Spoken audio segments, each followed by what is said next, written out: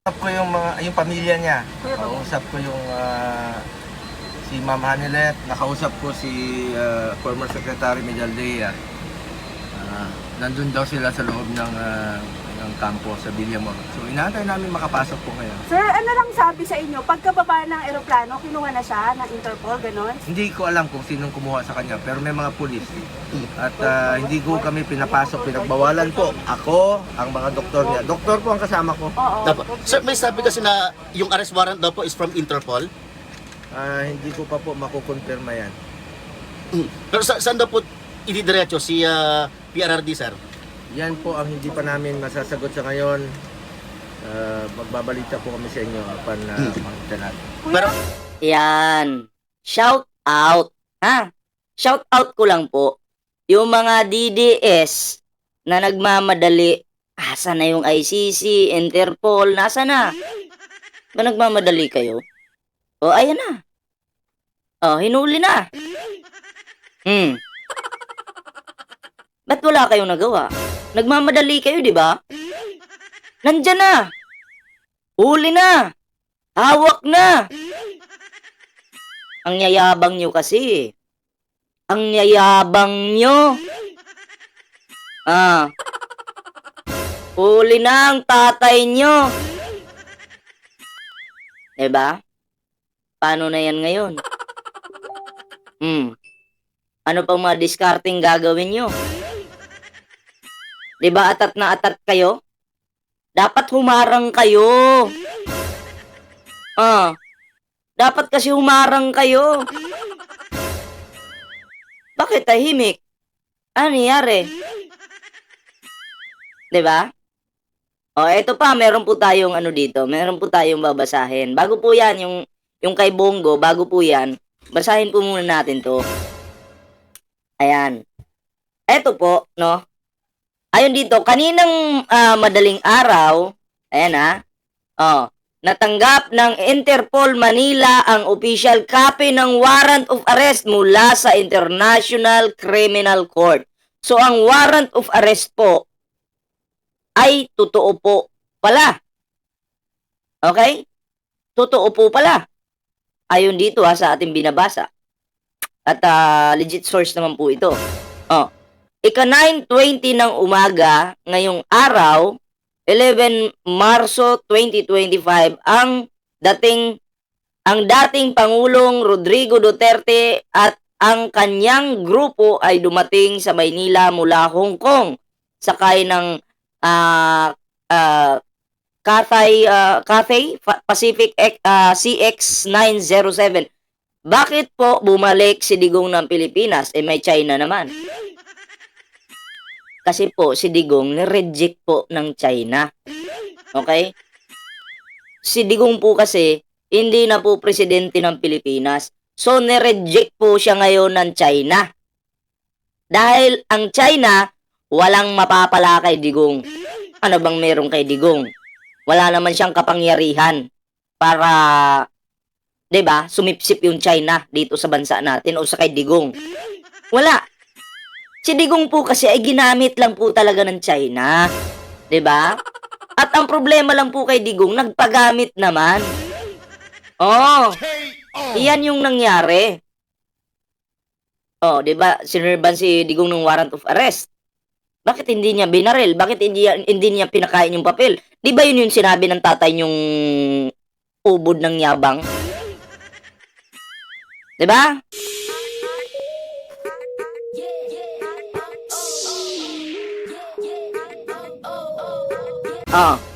Sabi pa, pakainin ng papel. Yung magsiserve ng warrant o di kaya babarilin, papapiliin. Dapat nilagyan mo ng option 3. Susuko ka. Yaka na mga DDS. Putol na yung puno. Kasunod na kayo. Sabi pa dito, sa kanyang pagdating, inihain ng Prosecutor General ang ICC notification para sa isang arrest warrant sa dating Pangulo para sa krimen laban sa sangkatauhan. Sabi nga po ni Harry Roque, Hindi daw po totoong may warrant of arrest si Digong galing sa ICC. Yun yung sabi ni Harry Roque. Totoo palang may warrant of arrest talaga? Oh? Di na fake news kayo ni Harry Roque ngayon. Diba? Harry Roque nyo, sinungaling. Harry Roque nyo, inuto-uto kayo, ang tatanda nyo na, uto-uto pa rin kayong mga DDS kayo. May warrant of arrest ngayon. Ang magagawa nyo na lang mga DDS, umiyak kayo ng umiyak, bumili kayo ng maraming tisyo. Pangpuna sa inyong mata at ilong. Kasi hindi lang naman po luha yung kailangan yung punasan. Minsan sipon din. Sa sobrang iyak nyo, yung sipon lumalabas na. Pasintabi po sa mga kumakain dyan, ha.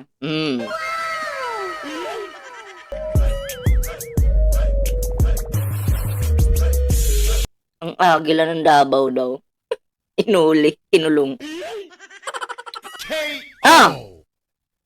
Ang dating Pangulo at ang kanyang grupo ay nasa mabuting kalusugan. Okay naman yun. Mas maganda nga, ipagdasal natin na nasa mabuting kalusugan sila para yung mga problema nila na mga kaso nila, kaya nilang harapin yan.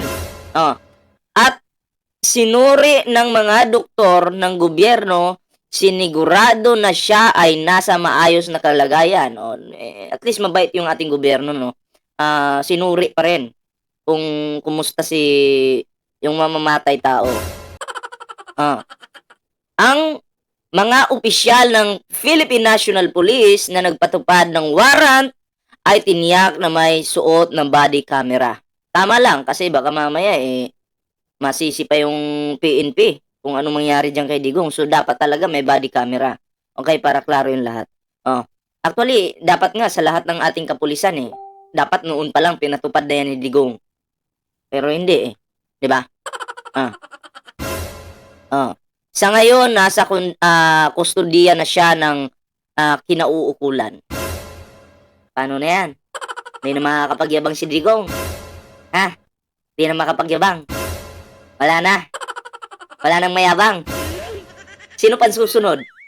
May Bato. May Sara. May Bongo.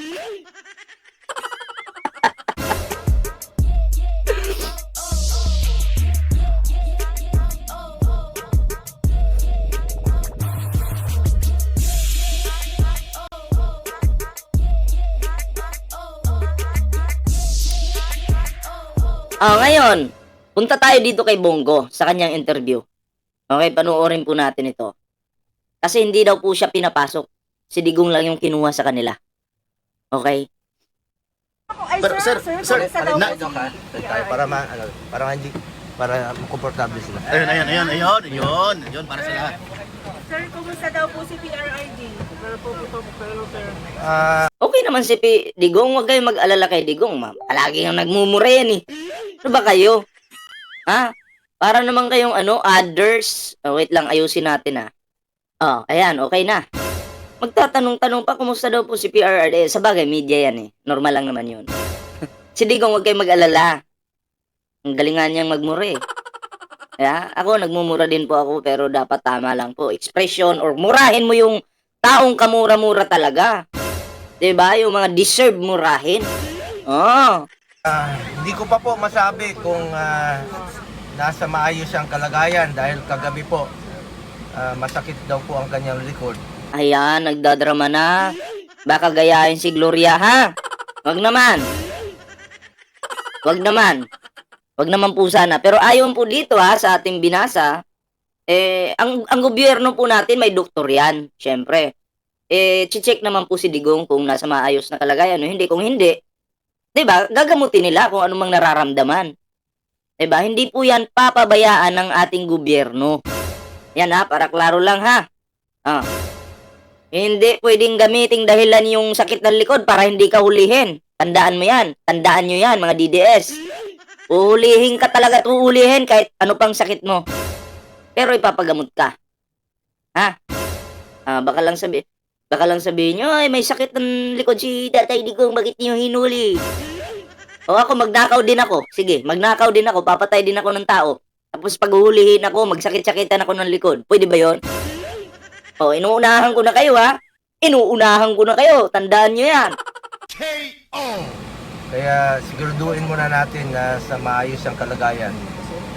Dito po yung mga doktor niya. Saka yung medical team. Sir, after po na mahawakan ng PNP, Wala nang, wait lang, may nagtanong kasi. Yan. Pero bago yan, wala nang ano, di ba si Bongo palaging katabi ni Digong yan? Ang photo bomber palagi si Bongo. Tanong ko lang, paano na yon? Wala nang Digong. Saan palulugar si Bongo? Na sa maayos ang kalagayan. Dito po yung mga doktor niya. Saka yung medical team. Ano kayang nararamdaman ni Sara Duterte ngayon? Iyak. Oy, ayon kay Las Cañas, Queen of Tukhang ka. So, ibig sabihin, Sara Duterte, kasamang iimbestigahan ng ICC. At si Bato de la Rosa, haabot pa kaya to ng ano? Ng eleksyon? Baka mamaya malabasan din to ng warrant.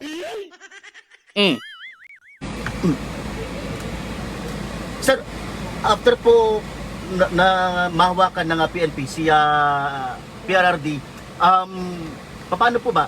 Isasayalin po ba siya sa medical check-up muna bago po kunin ang tuluyan ng PNP? Karapatan po ng Pilipino na magpa-check up muna siya. Tingnan kung nasa maayos ang kalagayan. Hindi nga kami pinapapasok eh. Sino ka ba para papasukin ka? May sarili naman doktor yung gobyerno. 'Di ba? Kung kayo may sarili kayong doktor para kay Digong, okay 'yon. Nung nasa inyo pa si Digong, dapat pinagamot nyo na, inayos nyo na. 'Di ba? Para pag hinuli, wala na maraming dada. Ngayon, sabi mo masakit yung likod, hinuli. Huwag ka mag-alala. May doktor po yung gobyerno. Hindi po yan papabayaan ng gobyerno. Hindi po yan papabayaan.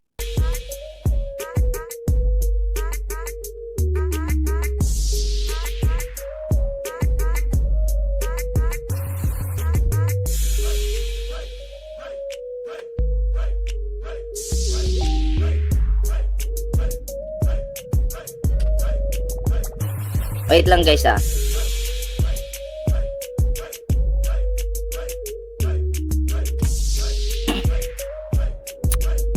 Okay, tuloy natin. Pero sir, ano po yung sabi ng pamilya niya? Sinek up po na ba siya bago siya kunin? Hindi ko pa po masasabi. Babalitaan ko lang po kayo mamaya. Sir, kasama Pagdasal nyo, manghinahon po tayo. Bakit kayo magdadas? At wag mong turuan yung tao, Bungo, na ipagdasal yung taong nagmura sa Panginoon.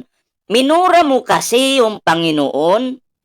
Who is this stupid God? Sabi ni Digong sa ating Diyos. Kala ni Digong, siya na yung makapangyarihan sa buong bansa. Pero, may hangganan yung lahat. Simula pa lang to ng paghihirap ni Digong. Tapos ngayon, ipagdadasal-dasal nyo. Diba? Sabagay, wala namang masama sa sinabi ni Bongo na ipagdasal si Digong. Pero kasi, mamamatay tao yan eh. Ipagdadasal natin. O di sige, bilang bonus, ipagdasal po natin si Digong na umayos yung kalagayan ni Digong. Para yung mga problema na ginawa niya sa panahon niya, mapagbayaran niya po sa batas ng tao. Pagdasal natin si former President Duterte. Sir, kasama po Nasa ba maayos ang kanyang kalagayan. Sir, kasama po ba ni FPRD si Vice President Sara Duterte? Sa pagkaalam ko, hindi po yata. Sir, sino lang yung kasama niya ngayon na immediate na maalalay sa kanya? Anak niya, apo niya, at yung kanyang nurse, at saka si former Secretary Anak Medjaldea. Apo, sino pong anak, sir? Si Kitty po. Ayun. Okay na kayo, guys? Okay. Anong sabi? Yung mga ano dyan sa TikTok, kumusta na? Mga TikTokerististis. Nasabing matapang yan si Tatay Digong, hindi magpapahuli yan. Walang warado pares ng ICC. Ano na? Kumusta na? Ah. Wala lang, kinukumusta ko lang kayo. Okay na, okay na. Salamat Sir, po. salamat po. Salamat po. Ay, sir, last na lang, sir. Against his will po, yung pagka-aresto kaya PRC? Hindi ko pa po masasagot sa ngayon, but sumusunod naman po sa batas. He is a lawyer, abogado po si dating Pangulong Duterte. Sumusunod po yan sa batas. Ah? Sumusunod sa batas? Sinungaling ka, Bongo? Nung siya nga yung presidente ng Pilipinas, di nga siya sumusunod sa batas. Yung pagpatay ng tao. Di ba? Batas ba ng tao yan? Batas ba yan? Di ba? Wala pong sinabi yung ating gobyerno na pwede kang pumatay ng tao. Wala. Walang sinabi yung gobyerno na protektahan mo yung drug lord. Tapos ngayon sasabihin mo sumusunod sa batas? Yung amo mo, Bongo? Fake news ka. Sir, bailable daw po. Anong gagawin yung hakbang kung didiretso na siya, kunin na siya ng Interpol? Pwede ba yon? Legal muna, legal. Sir, bailable daw po yung inciting to sedition. Magbe-bail po ba? Hindi ko po alam anong kasong sinampa sa kanya. Okay na, okay na. Ayun. Salamat po. Thank you, sir. Salamat Thank you. po. Salamat Pagdasal po, niyo sir. po, manghinahon kayo. Pagdasal niyo po si dating Pangulong Duterte. Mahal natin si Tatay Digong. Doon kayo kay Kibuloy magdasal. Kasi, sa kanya daw yung sanlibutang ito eh. Sabi nga ni Kibuloy. Kayahin ko I am now the champion of the world. Ting, ting, ting, ting, ting. Boxer pala ito si Kibuloy. Doon kayo kay Kibuloy magdasal. Mahal na mahal po natin siya. Kayo lang, mahal nyo. Kayo lang. Actually, si Digong, minahal naman siya ng mga loyalista. Kaso, siya kasi yung unang bumanat at nanira. Kaya yung pagmamahal na yun, nawala. Importante yung kanyang kalusugan. Sir, ano pong Ginawa niya ang lahat para sa bayan. Oh, ginawa niya ang lahat para sa bulsa. Ay, bulsa. Sorry. Bunga ko talaga na, dudulas eh. Oh, mali ko na naman yun. Oh, pasensya na. Ginawa niyo yung lahat. Oh, para patayin yung tao, pumatay ng tao. Ginawa naman niya lahat para patayin, pumatay, mag-utos na patayin yung mga minor dyan. Diba? Ginawa niya yung lahat para babuyin yung ating bansa. Ganun lang. At ginawa niya yung lahat para umunlad yung KOGC. Diba? Ginawa niya yung lahat para, alam mo, magnakaw. Kaya lahat ginawa niya yan. Diba? Salute tayo sa mga magnanakaw.